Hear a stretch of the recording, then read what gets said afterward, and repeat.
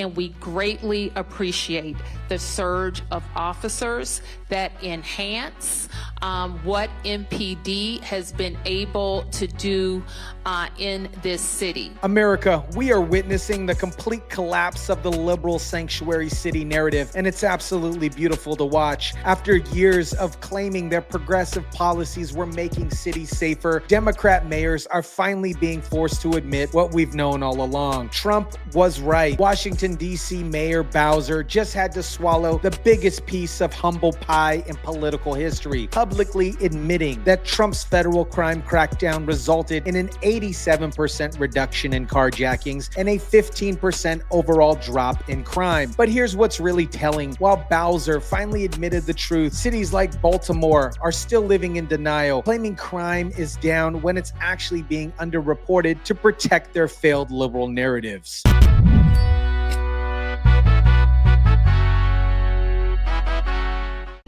D.C. Mayor Muriel Bowser is reversing course on President Trump's crime crackdown, but some Democrats are still pushing back. What is up, guys? Tyson Dela Cruz here. Thank you so much for rocking with me. This is what happens when liberal pride meets reality. Eventually, reality wins, but it's not before innocent people pay the price for their stubborn ideology. Let me start with Baltimore because the city perfectly illustrates the liberal hive mind mentality that puts politics over public safety. Baltimore officials are claiming a 22% drop in homicides and a 19% reduction in non-fatality shootings in 2025. But residents on the ground are telling a completely different story. They're saying that they're out here trying to, discourage, group activity, discourage these things and provide alternatives. I mean, are they?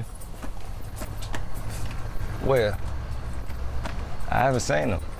What are they discouraging? Here's the problem with these numbers. They're based on reported crimes, not actual crime. When you have police departments that have been defunded and demoralized, when you have prosecutors who refuse to prosecute criminals, and when you have a community that's lost faith in the justice system, people stop reporting crimes. About these group violence interrupters and some of this other, diversion activists that you heard, I've heard, who's out here in the streets. Oh, you talking about like the safe streets and the no shoe zone? That's right. And what Black Lives Matter and all that? That's right. Yeah, where the is they at? Where are they?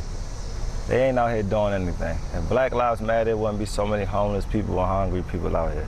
Think about it logically. If you're a victim of a crime in Baltimore and you know the police are understaffed, the prosecutors won't prosecute, and criminals will be back on the street in 24 hours. Why would you even bother? You're wasting your time and potentially putting yourself in more danger. This is exactly how these liberal cities manipulate crime statistics. They create conditions where crimes don't get reported. They claim crime is down because their official numbers are lower. It's like saying unemployment is down because people stop looking for jobs. Technically, it's true, but completely misleading. Data from the Baltimore City Police Department is shedding light on the crime situation here, and some residents we spoke with say while crime is down overall, they think the National Guard could help build on the trend. On talk radio, callers were aiming their outrage at the governor. Sir, you are the governor of Maryland. Everything that you said while campaigning means nothing because you have done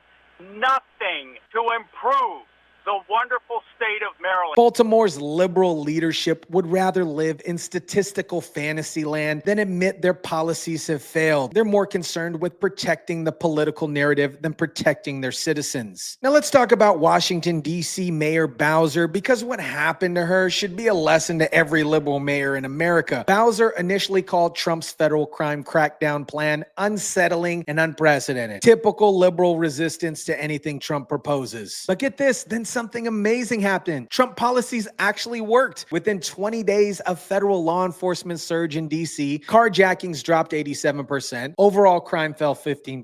87%. That's not a statistical abnormality. That is a complete transformation of public safety. We know that when carjackings go down, when the use of gun goes down, when homicide or robbery go down, neighborhoods feel safer and are safer. So this surge surge has been important to us for that reason. So what did Mayor Bowser do when faced with the undeniable results? She had to eat crow in the most public way possible. At a press conference, she admitted that the federal surge enhanced what MPD was able to do with the city and that the neighborhoods feel safer. They feel safer as a result.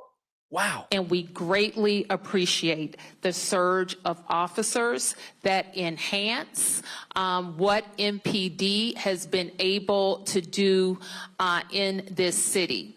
Can you imagine how hard that was for her to say? This woman who built her political career on opposing Trump, and now she has to publicly admit that his policies work better than hers. That had to be the most bitter pill she's ever swallowed. But here's what's really telling about the liberal mindset. Even while admitting Trump's policies work, Bowser still found ways to criticize them. She expressed concerns about masked ICE agents and out-of-state National Guard troops potentially undermining community trust. What we know is not working is a break in trust between police and community, especially with new federal partners in our community.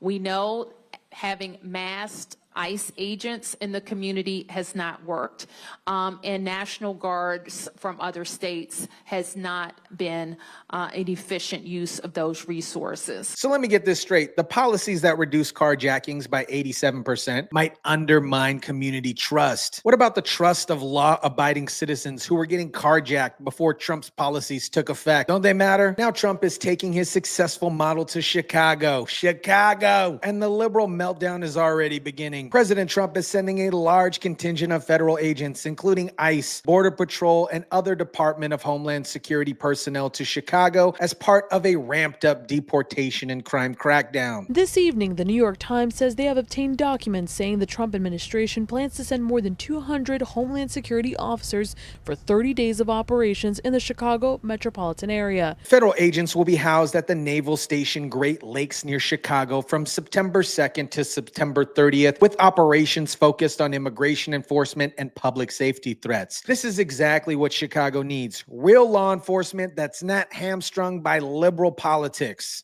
They are requesting space for 250 personnel and parking for 140 vehicles. Among their requests, storage space for medical supplies, as well as weapons like rubber bullets and tear gas. But how are Chicago officials responding? Exactly what you'd expect from liberal politicians who care more about their ideology than their citizens' safety. Chicago's mayor and police superintendent have stated that they're not assisting ICE agents in conducting raids and will not ask immigration status from crime victims. I don't know why they need rubber bullets and tear gas. And of course, this is part of a long-standing effort by the Trump administration since he took office, in fact, since just before he took office, of attacking the city of Chicago. This, my friends, is the liberal hive mind in action. Even after seeing the incredible results in Washington, D.C., Chicago's leadership is still more committed to their sanctuary city ideology than protecting their actual citizens. They'd rather have higher crime rates than admit Trump's policies are working. What we're seeing across these sanctuary cities is a perfect example of what we call the liberal hive mind, a collective delusion where ideology trumps reality, where political narratives matter more than public safety, where admitting you were wrong is considered worse than letting people die. These sanctuary cities aren't about compassion. They're about political virtue signaling. Liberal mayors would rather protect criminal, illegal immigrants rather than protect law-abiding American citizens. We've created a safe space for criminals while making their cities unsafe for everyone else. The results speak for themselves. Cities with the strongest sanctuary city policies have the highest crime rates, most violence, and the least public safety. But instead of changing course, liberal mayors doubled down on failed policies because admitting they were wrong would destroy their political careers. In my opinion, this is why Trump's approach is so effective. He's not asking these mayors to change their mind. He's just going around them. When local officials refuse to enforce the law, federal officials will do that for them. The fundamental problem with liberal sanctuary cities is they prioritize political pride over public safety. These mayors would rather see their cities burn than admit Trump was right about anything. Look at the pattern. Trump proposes tough on crime policies. Liberal mayors resist and call them racist or unconstitutional. The policies get implemented anyways, and they work incredibly well. Then the mayors deny the results or find ways to criticize the success. Mayor Bowser is the exception that proves the rule. She actually admitted Trump's policies work, but only after the results were so overwhelming that denial denial was absolutely impossible. Even then, she still found ways to criticize the very policies that made her city safer. This is what happens when you put politics before people. These mayors care more about their progressive credentials than about the safety of their constituents. They'd rather have high crime rates that they can blame on systematic racism than low crime rates that prove conservative policies work. The tragedy here is that innocent people pay the price for political stubbornness. Every carjacking victim in DC before Trump's surge, every murder victim in Chicago, every assault victim in Baltimore, they're all casualties of liberal pride. America, what we're witnessing is the complete collapse of the liberal sanctuary city narrative. After years of claiming their progressive policies make cities safer, the evidence is overwhelming that they've made cities more dangerous. Washington, D.C. Mayor Bowser had to publicly admit that Trump's federal crime crackdown reduced carjackings by 87% and overall crime by 15%. That admission must have been tough for someone who built her career on opposing Trump, but the results were too obvious to deny. Meanwhile, cities like Baltimore are still living in statistical fantasy land, claiming crime is down when it's really being underreported, and Chicago is preparing to resist federal law enforcement even after seeing the incredible results in D.C. This is the liberal hive mind in action: ideology over reality, politics over public safety, pride over protection. These mayors would rather see their cities suffer than admit conservative policies work. The good news is Trump isn't asking for permission. When local officials refuse to protect their citizens, federal officers will step in and do the job. The results in DC prove this approach works, and Chicago is about to get the same treatment. Let me know what you guys think about this. Drop it down in the comment section down below. Smash the like button if you kindly would. Share, subscribe, and as always, guys, I'll catch you on the next one.